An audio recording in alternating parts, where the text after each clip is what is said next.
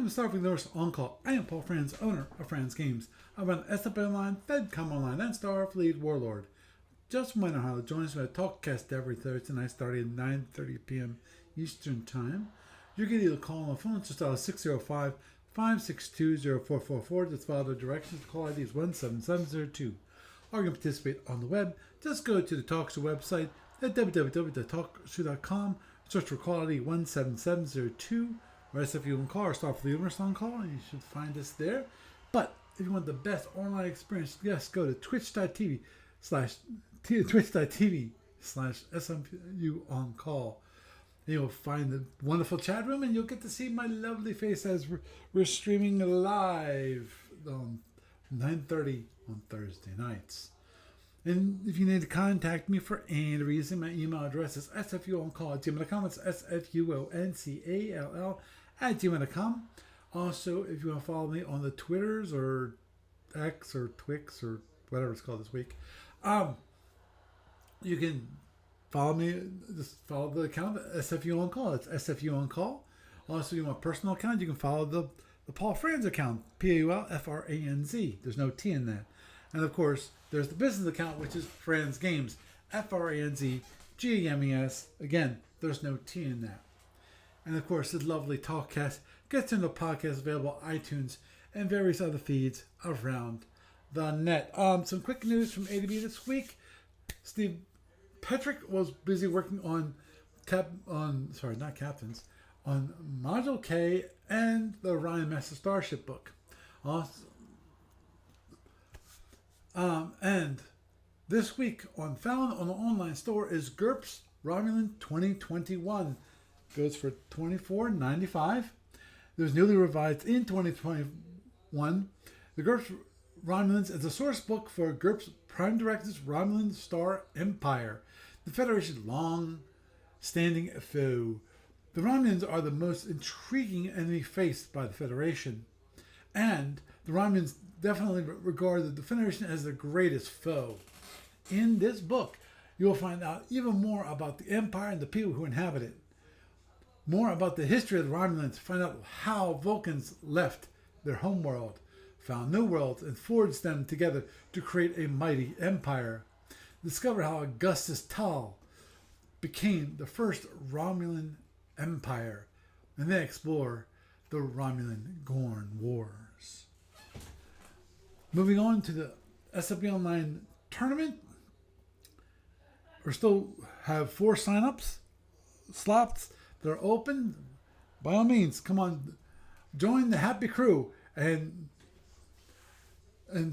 so we can get the tournament going. I might actually send out another email just to remind people that there's still slots available.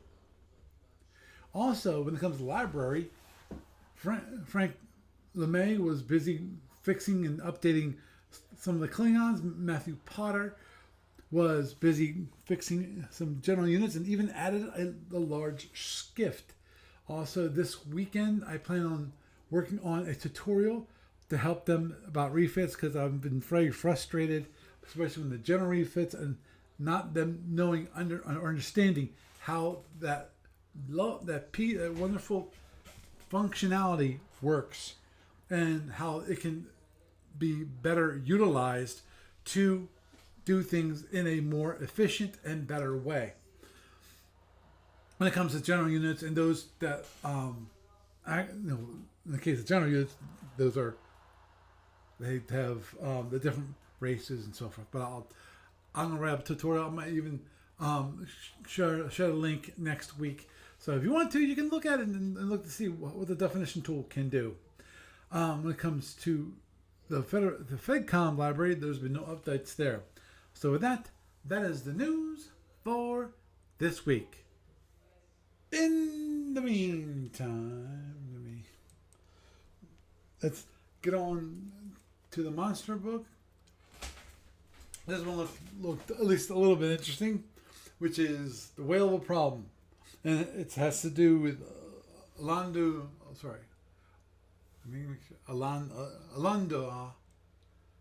whales. Alundas. Oy, oy, oy. And I thought the same thing about when I saw the topic for tonight. I thought the same thing that I said out loud in the movie theater when I saw Star Trek 4. Not the whales. Oh, jeez. Yeah. The last time, the only time I saw whales in sci-fi was Treasure Planet. The only reason I know about that movie because my son loves to watch it. So Okay. moving on and forward, the this is SL 348, a whale of a problem. Oh, ooh, this was written by Gary Carney. So while he's gone, we get to talk about his scenario. And it's actually a two-player scenario. The description is in Y193, the prospecting freighter Mother Macria, I think that's pronounced right, detected a small herd of Alunda feeding on an asteroid field. Recognizing that this is a certain sign of a probable trove of trace elements so vital to implementing an advanced technology, the owners of the ships ordered it to be move on and drive off the herd, with significant bonuses promised if the ship was successful. The actually it's two players, and you have the one player playing a large prospecting freighter, and the Lunda, before determining the location of the trove, okay, place one counter in the center of each cluster. Once the location of the trove of the trace element is determined, the prospecting player removes any six Alunda counters of his choice, leaving 12. The Alunda moves speed 6 unless they are in the hex of the trove of trace elements or have been damaged by the prospecting unit. Okay.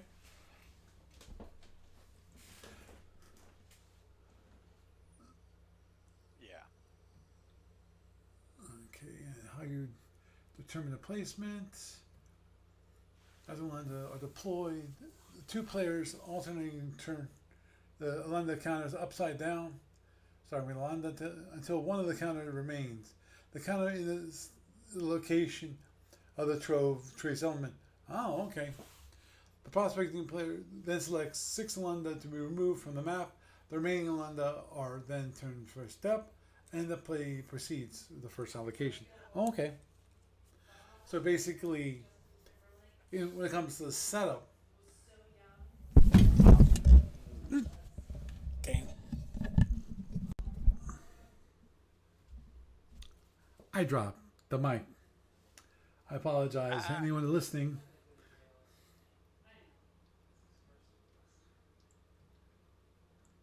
so that was your mic drop moment. Oh, that's bad. Arr.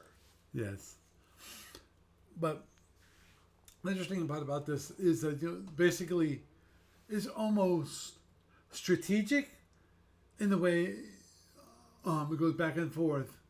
You keep on choosing counters, and then you have the London and the prospect. So basically, between the two of them, they kind of decide, quote unquote, which is the counter that is going to have the trace element. So Right. it's an interesting idea. I like it when it comes for setting up the scenario. Key for damage reports. Each cylinder is represented by a small freighter, SSD. The Lunda remain fully operational until they are killed. Note the Lunda small freighter operates normally, although at no cost.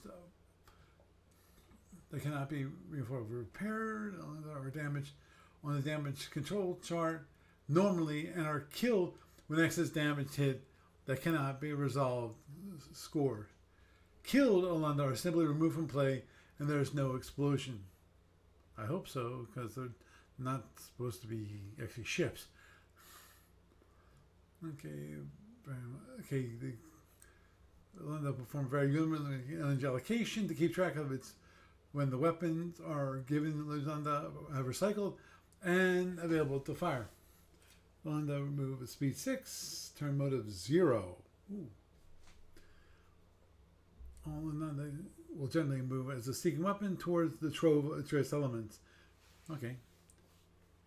The Alunda are not affected by the asteroids except when they gain protection of the normal electronic warfare.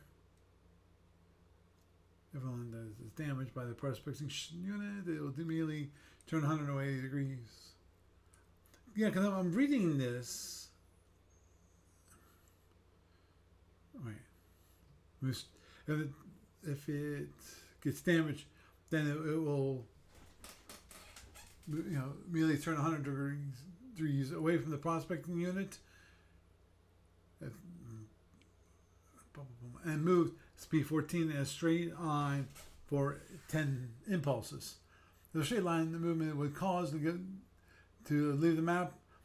The Alunda will turn and complete its movement along the map edge. Okay. Each Alunda has one bioelectric bolt with 360 maximum range of 5 hexes and half a point of energy. The weapon can be fired once per turn, but not within a quarter turn of being fired. It's also armed with one plasma whip, 360, and may fire the seeking weapon. Okay. It has undercharged one plasma cloud. And it will drop it if threatened by a seeking weapon. Okay.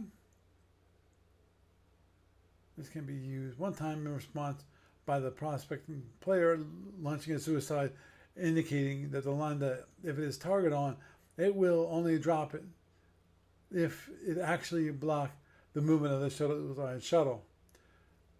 The Alunda will then, on the following impulse, turn and move directly away. Blah, blah, blah.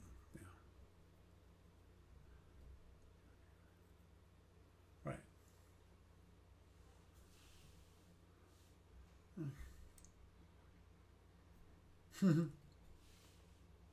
Okay. Yeah. The reason why I'm reading through this whole thing real quick is that except for I don't see.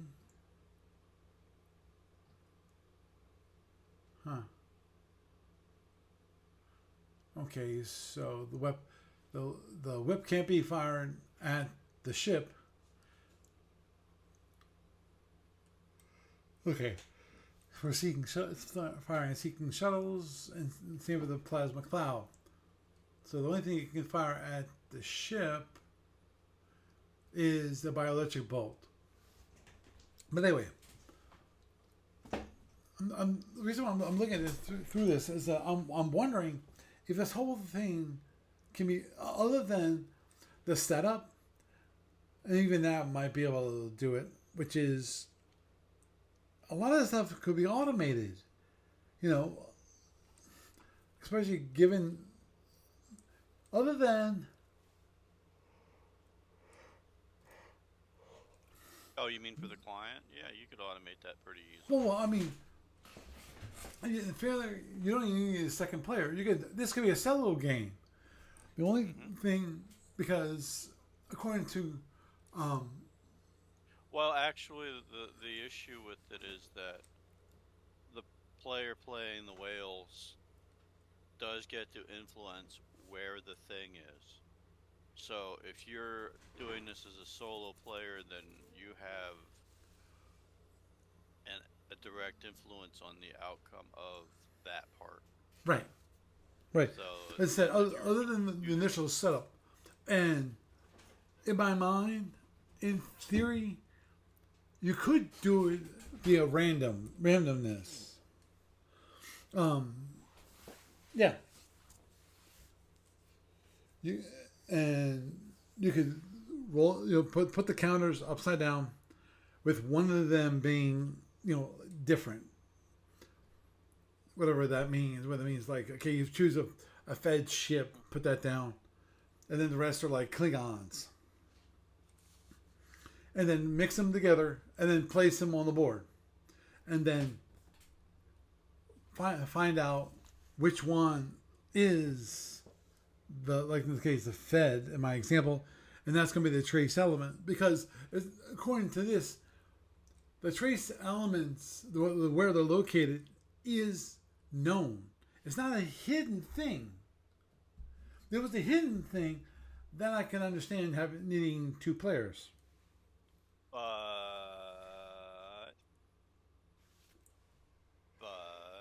which one of those it is comes out of which ones are removed.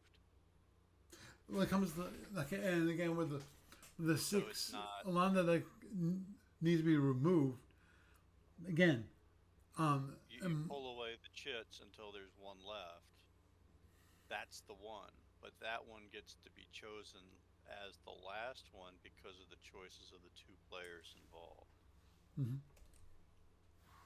It's right. I agree. That could change based on the choice of, like, if you're the Mother McCrea player, and you want it to be this one over here, and the guy playing the whale picks that one up before you get to the end. Well, there you go, you're hosed. You got to change your tactical input. Right.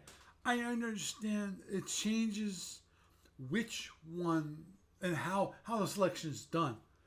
But what I'm saying, with certain changes, in my mind, this whole thing could be a solo game, a solo scenario. And it's not necessarily. Oh yeah, it wouldn't be that difficult to do. Right. The thing is, the AI part of it would just pick which one it wants to have, and you make that random, but it takes away from the challenge aspect of it a little bit, because it gives the non-AI player, the human, it gives him the ability to edge it towards a certain one more than another. So, like, if you have a whale player and a human, and they're both humans, the whale player is going to try to pick his so that the thing is in the least convenient spot for the, the freighter player. Right. But if it's just purely random for the AI, then that particular part of the challenge of the scenario goes away. That's what I'm saying.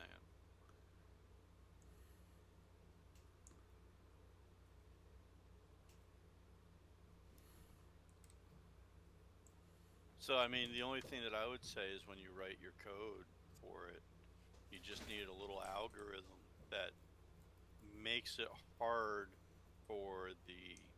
that makes the choices of the AI pick it so that the last one left will be in the least convenient position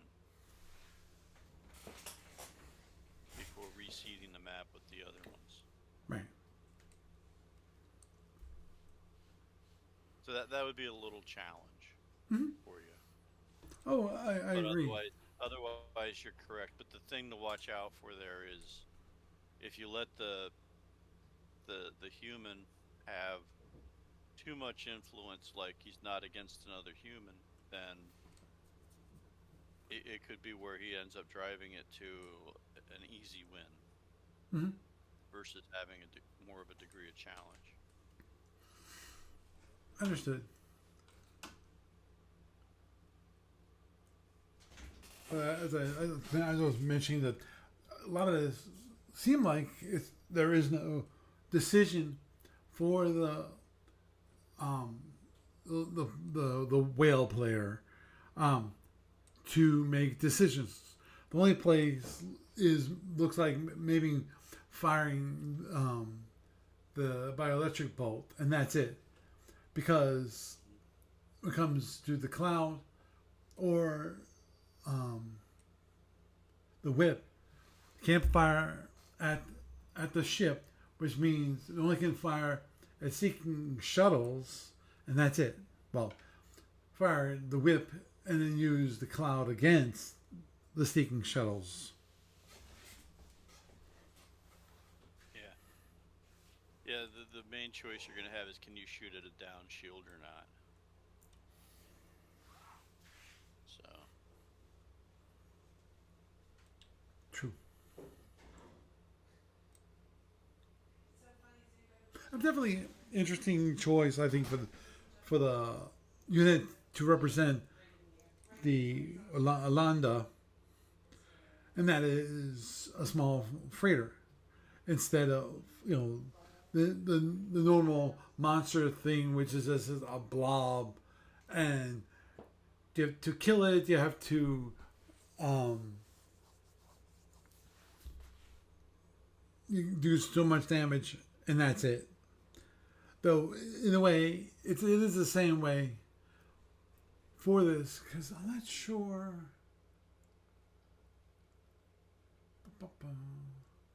Well, there is an interesting thing in this because that choice affects weapon systems. The Tholian weapon systems and the Seltorian weapon systems affect it differently.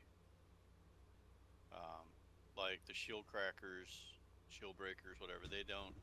They work normally against the shield boxes, but they're ineffective against the rest of the whale. Right. So.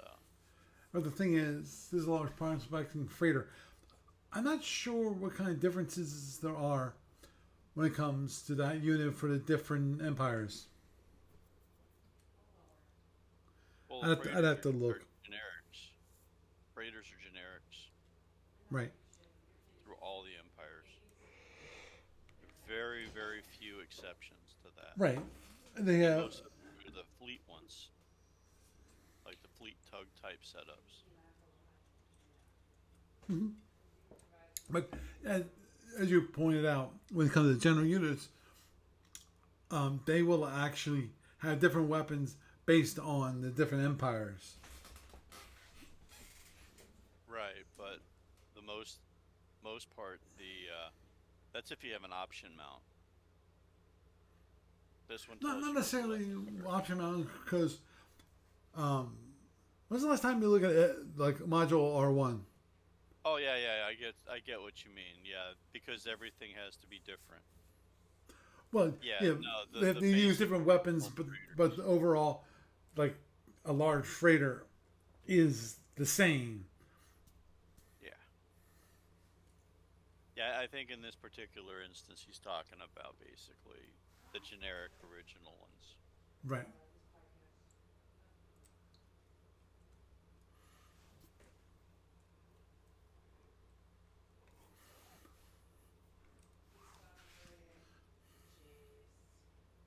That's one thing. Unfortunately, I don't know the bioelectric bolt, the weapons chart, to see whether that'd be really nasty, especially with, what is it? You have. Doesn't it just tell you on the thing here what it does? 12. No, not on this one. I'd have to. Let me see. Well, there's a description of these guys in the next section too. Oh. Understood. Okay. If you read down a bit, like there's a whole big article on them. Right. Okay.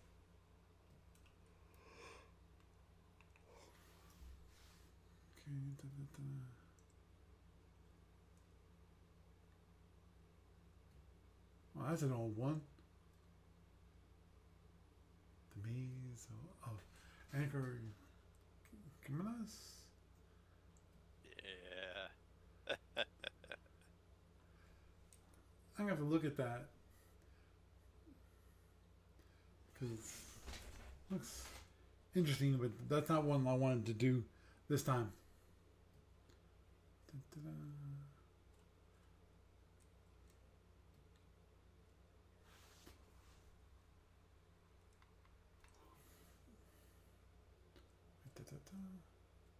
Right. Right.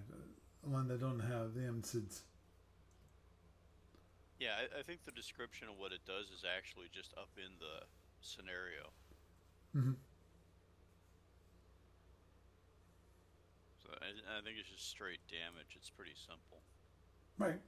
When it comes to large prospecting freighter, yes, it does use the damage allocation chart. I was wondering how much. What's the weapons chart for the bioelectric bolt? Let's see. Oh, like what does it get hit on? Yeah. Wondering if I have it here. Oh, good lord.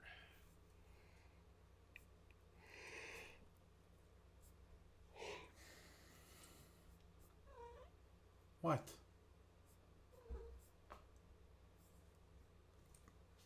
What is it, you ball?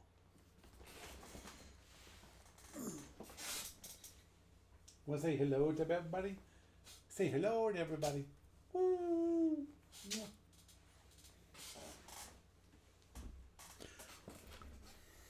Yeah. He wants his evening treat, though. I usually delay it on Thursday because their treats are at 10 o'clock. I usually don't end this until like closer to 11. So we'll just have to wait. But anyway, we have just a little bit of time because I wanted to talk about tournament cruisers. In this case, the Seltorian tournament cruiser. Though, this just reminds me of something I had interaction with a new customer over SFU line. And they, added a ship to the client, the SFB. And they said, hey, there's a problem. I added the ship in the SFB and it showed me a Federation Commander ship. And I took a snapshot from the client. I said, is this what you're seeing? And he said, yeah, that's exactly what I'm seeing.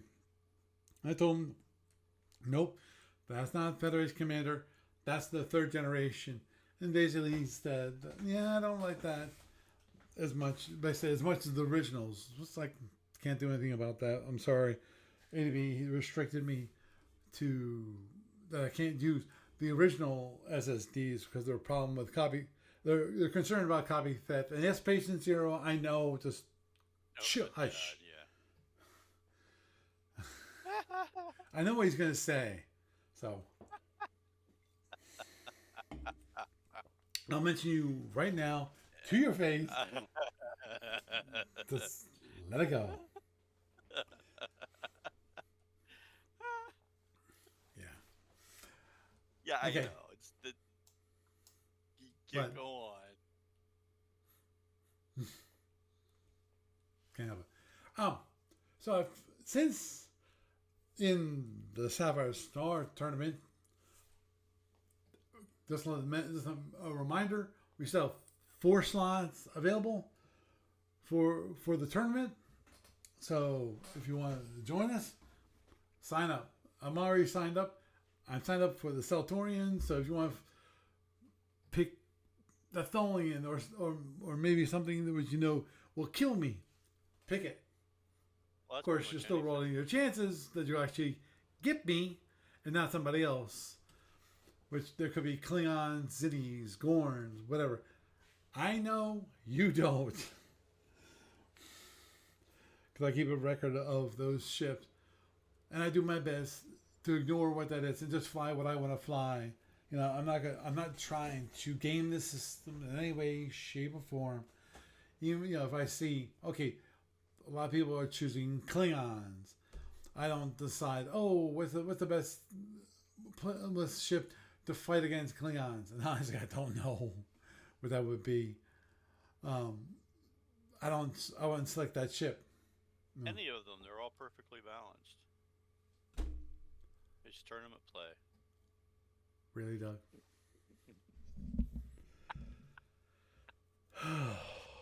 You're welcome. Okay. Back to the cruiser. Obviously, just pick yours first, and you're good. Don't tell anybody. I won't. It's just a secret between you and me. Yeah, and everybody listening here. So There's actually should be someone fun. listening? Yeah, don't you see in stream chat? You got like 2 people in there besides me. By the way, hi Chris. Hey Dave. Hey Iggy. Oh, three. I'm Yep. sorry. Yeah, Dave's been on since actually not the very beginning. That was actually Chris. Then Dave. But I'm sure Dave was actually probably around. I did not actually check to see if he checked my sound. I'm hoping to fix it so it's better. You know, I need to sit down and do it and contact support about the whole recording situation. I think it has something to do with running on Sonoma at the moment. And there's something because actually there's one thing I heard mentioning on Mackie Gap, which was that Audio Hijack changed how it records things on the Mac or captures things.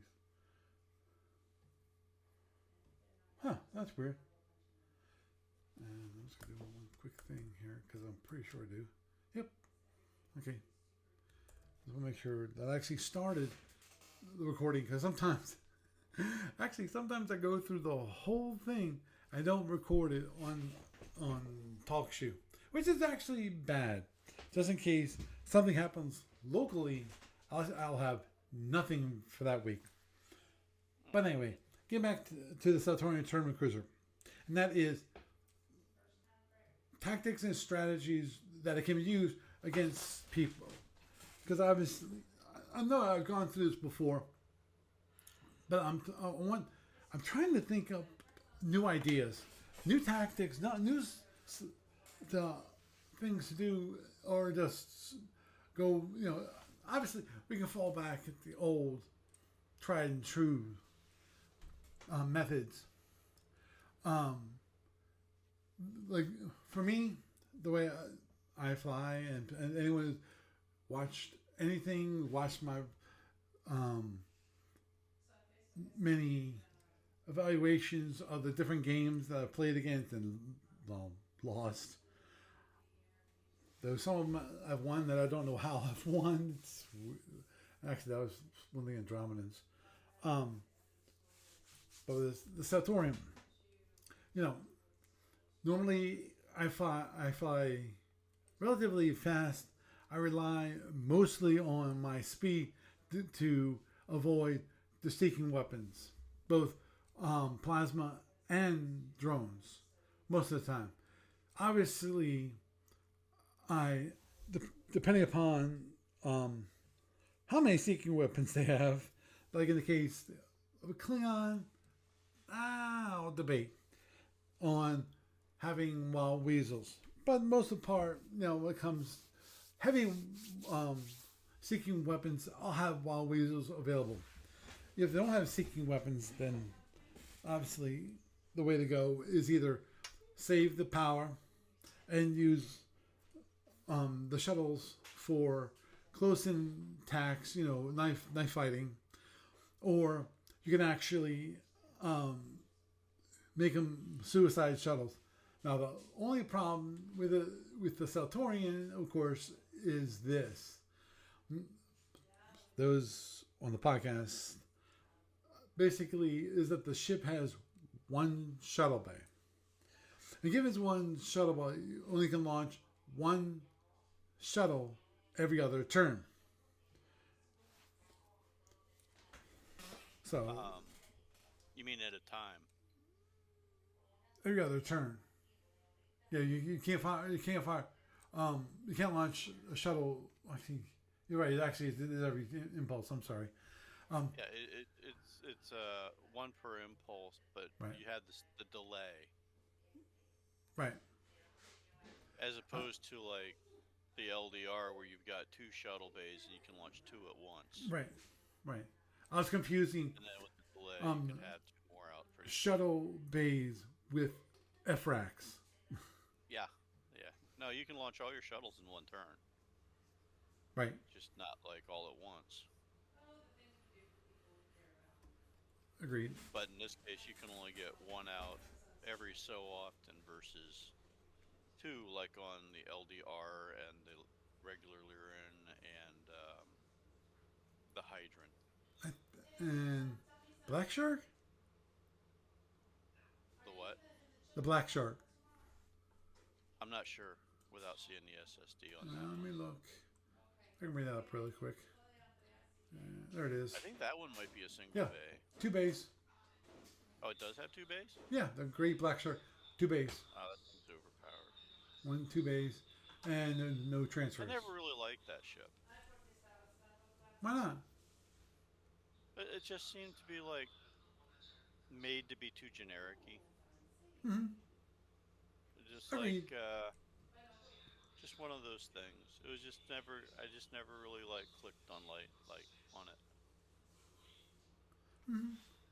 So Yeah, that's the one thing about like the Great Black simulator. Shark in tournament play, anyway, and that is you can either make it more Zinty-like, i.e., add 2 drone racks, or more Klingon-like and add 2 phaser 1s. But it's one of those things like if you want to make it more like one of those two races, why not just run those two races? One of those two. Oh, agreed. Yeah. Well, the benefit of the Great Black Shark is the amount of forward hull and rear hull. You don't Yeah, have it's like kind of gamed. It's gamed for the system more than the simulation of the races. It's just one of those. It's like where the power creep comes into the whole thing, or the jumping of the shark moment sort of thing comes, so to speak. If that makes sense. yeah, yeah. But the thing is, when it comes to the Great Black Sharks versus like the Zinni, where you actually have you add the 2 drones, so you have 4 drone racks. Obviously, you don't have benefit of the Zinni when it comes to the disruptors, in that disruptors have the 180-degree fire arcs. Yeah, the FAR and FAL, 2 of them each. Also, you don't have the scatter pack, so obviously you lose those benefits. But you're gaining phaser 1s. You have 6 phaser 1s instead of 4 phaser 1s. You don't have as many phaser 3s, but the phaser 3s you do have cover both the rear and the front arcs, and therefore they protect your phaser 1s very well. Yeah, and it's like it's more made for gaming the game system, sort of. Oh, understood. It's And it's like, yeah. I know it feels like a generic ship. Well, it's not just the generic ship nature of it, which is a part of it, but it's also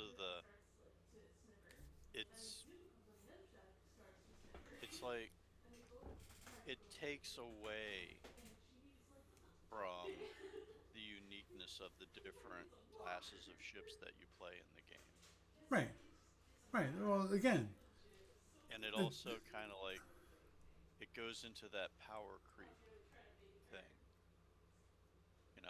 slightly better than Ship X, although it doesn't have Ship X's extra special abilities. mm-hmm.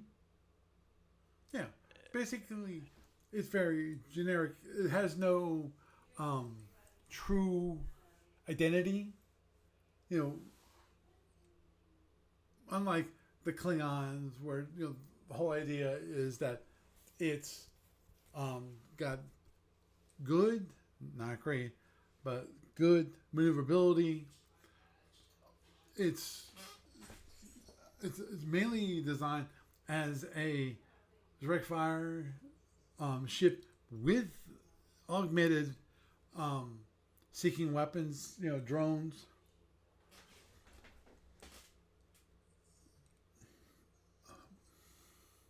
And of course, you have the west face phasers and the wing phasers, which are very unique to the Klingons.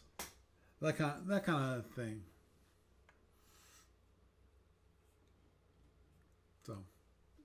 Yeah, as I said, it's very the Black Shark is very generic. It doesn't have a real, identity when it comes to um, ships. You were saying about the Seltorian. Yeah. So with the Seltorium, obviously, particle cannons are a great benefit in that they're capacitors, so you can decide if you're going to have them be regular standard or overloads. And there's one feature I never used because I don't think I've ever had an opportunity to use it, just because. Well, it's an opportunity, I guess, and that is the ability to fire twice per turn. Now, I understand that you have to have a 12 impulse delay between the two, which to me is like the Zinni C-Racks. The Zinni C-Racks can fire twice per turn, but you have to have a 12 impulse delay between fire of those drone racks, or launching from the drone racks. It won't be really particular.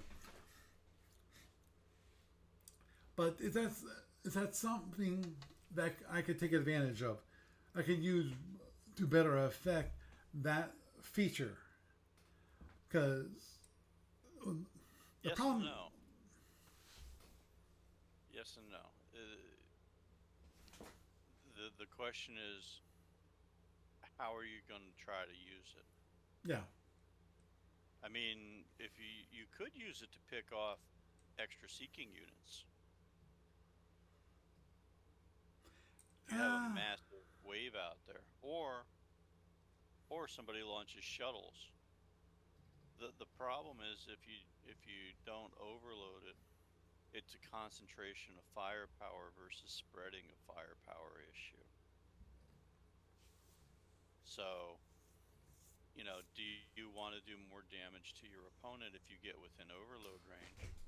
Or if he's trying to kite your ship, and you can get that second volley on the same shield that you hit this turn, then yeah, absolutely do it.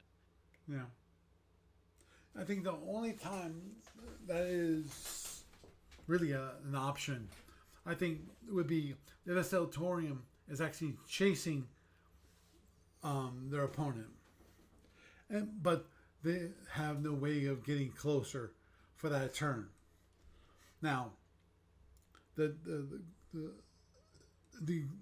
good part of it is that it could damage the shield, or if the shield is down, then you could actually fire through it. Now, range 15 actually is not bad. You have a 50% shot of hitting it for 3 points damage. So if you fire twice, which is basically the same amount of energy, 2-on-1, if you fire the particle cannon twice, that's the same as an overloaded particle cannon at range 5. Mm-hmm. Now, the trick is getting the same shield twice. Yeah, which is what I was just to bring up, which is the problem, which of course is that since it's going to be a 12 impulse delay, most probably you won't be hitting the same shield. Because by that time, if you're following them like this, around a circle, most probably they'll turn around and then they'll turn back and get a different shield into change the shield that actually is facing you, which I can understand. But as I said, that is one of those times which it could be effective. Now, the question is, how often does that happen? And if the shield is not down, is it worth the energy? Because if you save the energy, meaning you don't fire, yes, you lose a point and a half of power per particle cannon because you have to pay 50% of the energy to hold that amount of energy. I.e., if you want 3 points of power, you have to start by having only energy of 1.5 points of energy for that particle cannon. Well, here's a question, Okay. and it's actually the really simplest part. Is like if you're gonna fire the second time in the turn, and you're probably not going to get their um, same shield, why would you fire at any impulse other than 32? And here's the reasoning: if you're gonna fire it on 32, can you be close enough that your phaser ones can follow up on impulse one and make him either brick his shield a little bit or do some damage? I mean, if you really want to get the most out of it, you could set up your attack for the next turn a little bit. Oh, The problem with it is that if you're not firing the overloads, this essentially turns this into a subtlety weapon. right. And understood. But if it was possible to hit the same shield twice using two shots, Yeah, then which it's I know it's a low percentage chance of that happening because after you hit him the first time, he's going to want to avoid that unless it's just a damaged shield and not a down shield. But then again, the question is how much of what you're trying to do does it have to rely on your opponent cooperating agreed. or being unable to not cooperate? Well, yeah, agreed. I said the key there would be able to chase your opponent, especially if you get him against the wall where he has no options. He has to keep going straight or head back towards you. Or turn. Or turn and present specific shield to you. Yeah. It's a limiting factor. Mm-hmm. And like I said, how much of that is going to be circumstantial? It's like it's 99.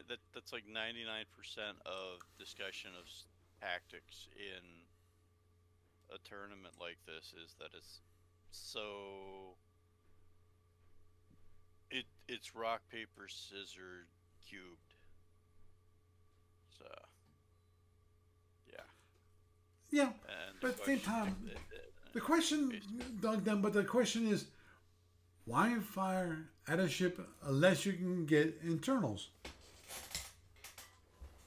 well, the thing is, it depends on your play style. Are you going for a long term grind down or are you going for a one turn kill? And what's your opponent gonna be cooperative on or less non cooperative on?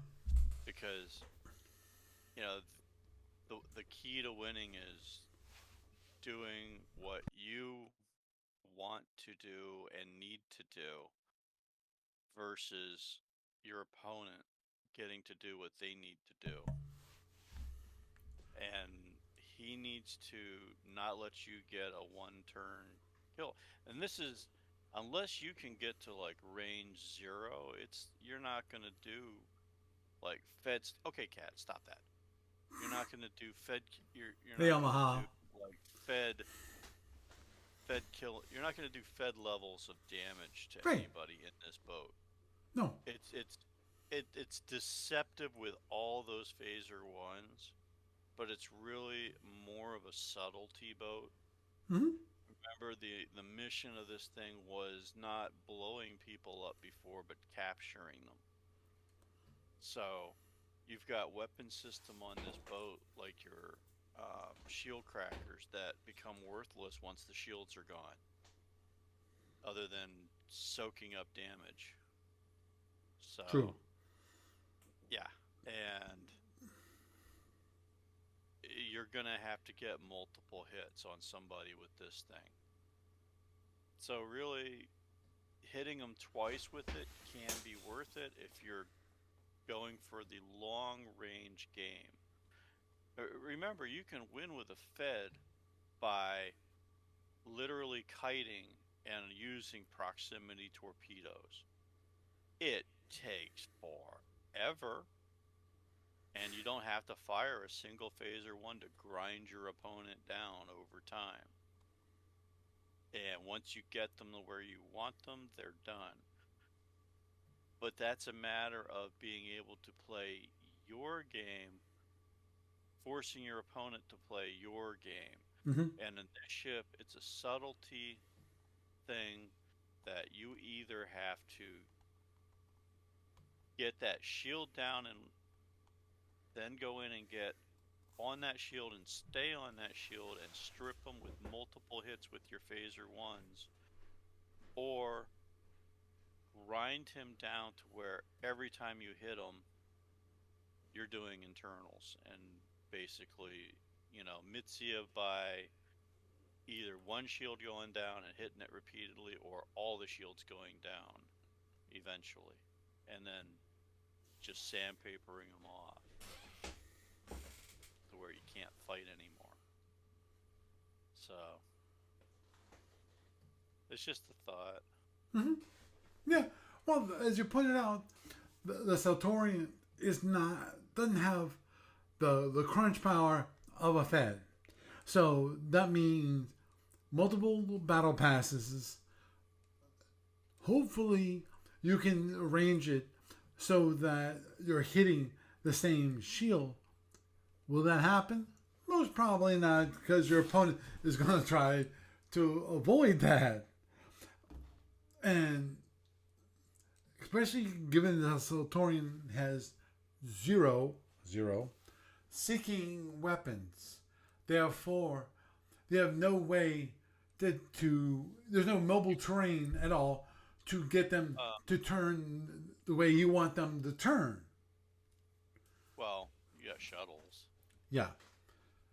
You could theoretically afford suicide shuttles eventually. Eventually, yes. Actually, I had one opponent that's exactly what they were doing. And was that the opponent or was I a moderator? I forget which. One of those two. But basically, they didn't want to attack until they had 4 suicide shuttles completely ready. For the knife fight. Yep. So for the first 2 turns, they did nothing. They just ran around.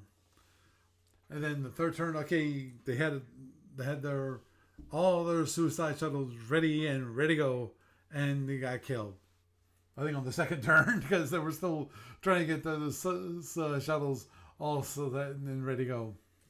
Well, now here's a thought, Paul. If you played this one, and I hate to say this out loud on the broadcast, but have you tried just doing it as a pure kiting boat, not firing any phasers, and just using your web breakers and your 2-shot particle cannons, and just try grinding the guy's shield down over like multiple turns No, until he has no shields left? no, and Just that. think about that. Oh yeah, well If you do the Fed proximity thing, which actually was a gold hat winning strategy one year. I didn't know what year that was. Oh, that was ages ago. It was an Origins one, but which is where the gold hat used to be. Right. But, understood. I still remember that. It was like, and the only reason he got to do it, was because it was the final. Right. Fight. and their Yeah, because rule you was don't have a time no limit on time that. limit. Yeah, they're like, you fucker. Yeah, they were kind of annoyed with that, Yeah, but but somebody proved it can be done, right. and there's maybe somebody out there listening that will remember that duel, and or at least remember the report for it and Hmm. say, oh yeah, and because you could maybe get away with that pretty not easily necessarily, Right. but if it means that, yeah, the only main constriction on it is your firing arcs, Hmm. and that's just dipping in and dipping back out, and maybe some judicious use of speed changes, and not huge speed changes, but small subtle speed changes Right. to let you get a turn back and then a quick turn away after getting that first or second shot in with the thing with the particle Hmm. cannons. Yeah, Yeah. Well, that's why I wanted to that talk about ticking. it, because I want to think of some other solution that I have never not tried. You know, Have that's you the whole tried idea that? of this. Have you tried what I just mentioned? No. Because I mean, it takes patience. Hmm. That's a very subtlety based attack system that will take a significant chunk of time. If done properly, it'll be extremely frustrating to your opponent. You could probably do a little bit of bricking on your shield some, and again, 99% of your problem is going to be what does your opponent pick? Right. Because if you find yourself up against the pig, Oh, then I'm dead. that pretty much goes out the window. Well, Yep. you're not necessarily dead, but you're gonna have to overload those things and get right on top of him, and impulse 32 overloads followed by phasers the next turn, and Yeah. Like yeah, I and you're on the luck of the dice part at that point. yeah, I figured that one out, because last time I But played against the the wax in the Seltorian, I got my butt kicked. yes, you did. So, but then again, it's that's probably one of your toughest fights in this particular boat because of his ability to brick and cause you significant damage. It's Agreed. the real question is what opponent do you end up and what tactics do they employ? Right. Because against Klingon, you could do it. Against a plasma, yeah, maybe not so much. Oh no, a plasma one would be really good for you because they're in kind of a bad position that allows you to kite them some. Yeah, to a All certain degree. because you have to keep your speed up and not get tractored Right. with them, and you grind them down and start picking off their heavy weapons, they're dead. Oh, agreed. The tough part overall with this strategy is just getting it set, because you have the problem with the initial battle pass. Because in theory, you can set it up so that you're running away from them and they're chasing you, but that's not what you want. You know, you want to be the Well, opposite of the way, and that's a little more difficult to arrange. well, like Mr. Tyson said, everybody's got a plan that doesn't survive that first punch in the face. So everybody's got a plan until they get punched in the face. There you go. What's But really, it's like, if you go at it having plan A, plan B, plan C for your opponent, then it's just pick one. Mhm. And in this case, if you've never tried that and you're up against an opponent where it might work, I mean, LDR would be a good one for that. Mhm. Most of your direct fire ones would be a good one for that, as Yes. long as you don't let them get the range 0 on you. Agreed. You could probably tear the hydrant apart with that. Eh, maybe. The tough part with the hydrant is the fighters. Because they can Yeah, fly. Independent. but They can beat the crap out of you if they get close. yeah, and you got a ton of little phasers to tear them apart with too.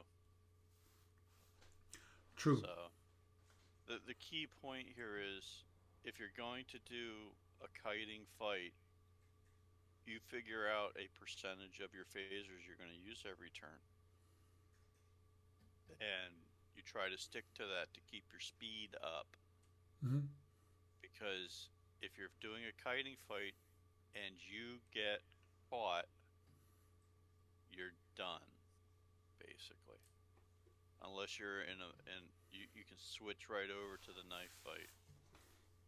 Mm-hmm. And if you do the kite long enough, then the knife fight aspect will be to your advantage. So True. Well, we have to see who I have in the first round and whether it's applicable. If not, we'll have to try something else. Because, as I said, I would like to try something different, even if it's something absolutely insane, you know? Because sometimes those tactics which are truly insane, and I do mean truly insane, those are the ones that catch people off guard and help you to win the game. yeah, at least once. Yes. Agreed. And Well, that once is the moment. I thought, hey, So well, I need the one sometime. You know? well, the interesting thing about tournament play is you are living in the moment. Right. You can plan all you want. You can have a great plan. You can have a great plan A, B, and C. But once you start playing against the opponent, you're living in the moment. Right. And you got to be ready for change. Very true. And you also have to take into consideration the old 5-dimensional chess, 6-dimensional chess, 7-dimensional chess of, is he thinking of what I can do that's going to mess him up? And if he's thinking of what I'm thinking of, am I thinking of what he's thinking? And is he thinking of what I'm thinking? And blah, blah, blah, blah, Yeah. until your circuits explode. Yeah. And then he just runs up and punches you in the face and your plan falls apart. So, there you go. Yep. The direct So, approach. so general thing is you have a generic plan of how to kite. Do you have a generic plan of how to do a knife fight? And do you have an off-the-wall tactic that might or might not work? Like, go in and tractor the guy at range 3 on turn 1. So, yeah, and see how that works.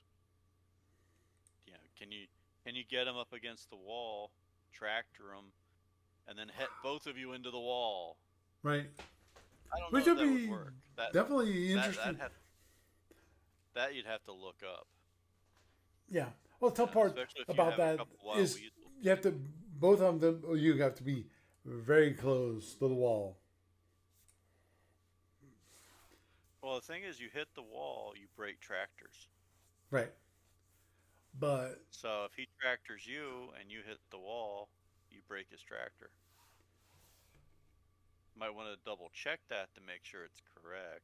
yeah, if he tractors me and he slams me into the wall, I take the damage and I stop. If I tractor him and I run into the wall, I think that it doesn't do anything to him. Yeah, but you both run into the wall. Run you both into the wall. Right. That's what I'm saying. Yeah, Okay. if whoever's tractored, the tractor's broken on them. Mm-hmm. If you're tractoring him, but he doesn't hit the wall, he stays tractored. Right. there's some off the wall stuff for you. But then again, with Seltorian, that's not exactly a good idea necessarily, Right. unless you're doing it so that you can break his tractor on you and you can launch a weasel. So Mm-hmm. there you go. Okay. Well, So you were saying something about it yeah, being sleepy time. yeah, it's sleepy time. It's 10 of 11, and I need to put things to bed so I can go to bed. Cool. Let me know So, if you feel like stopping up in the next week or two. okay, we'll do. All right. Thank you for having me on, Paul. Okay, no problem. Have a good night.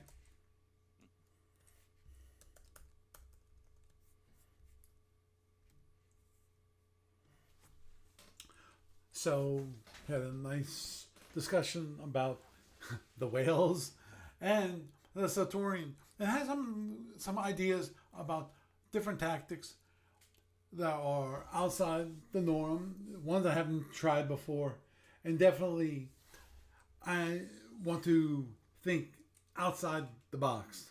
Some of this might be just freaking insane for the idea of coming in to him to my opponent on the first battle pass, turn away, let him chase me, and then turn head right towards him. Now that would be foolish in some cases. Let's say you're going against a plasma torpedo the opponent, and they have all their plasma torpedoes. That'd be foolish, possibly. Depends upon the arcs of the plasma torpedoes and where you are. You know, some crazy ideas like that. But anyway, with that, I am Paul Franz. I'd bid you a good night.